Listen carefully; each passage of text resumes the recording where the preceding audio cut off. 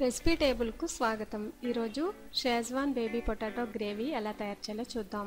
ఈ schezwan baby potato gravy fast food రెసిపీస్లోకి చాలా టేస్టీగా ఉంటుంది. అంటే నూడిల్స్, ఫ్రైడ్ రైస్ వాటిలో అన్నమాట. కావలసిన పదార్థాలు: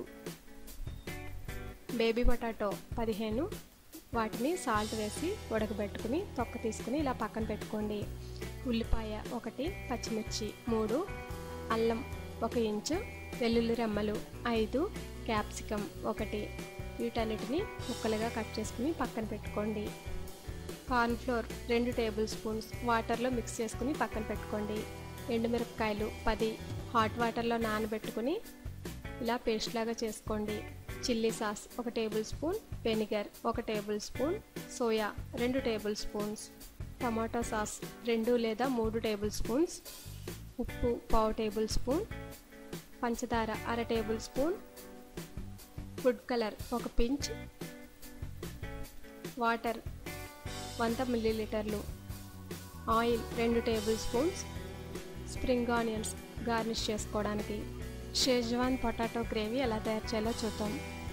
ఒక పాన్లో ఆయిల్ వేసుకుని ఆయిల్ హీట్ అయిన తర్వాత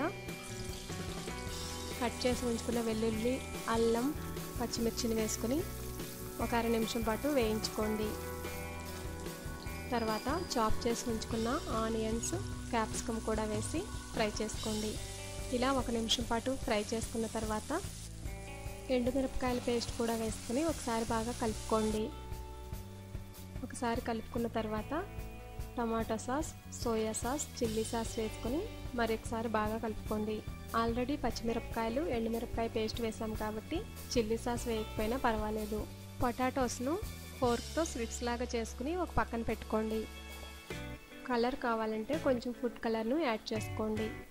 1 పించ్ అయితే సరిపోతుంది. ఇప్పుడు కొంచెం సాల్ట్, షుగర్ వేసుకుని తర్వాత మనం ఉడకబెట్టి ఉంచుకున్న బేబీ పొటాటోస్ను కూడా వేసుకుని కొంచెం వాటర్ వేసుకుని ఒకసారి కలుపుకొని మూత పెట్టుకోండి.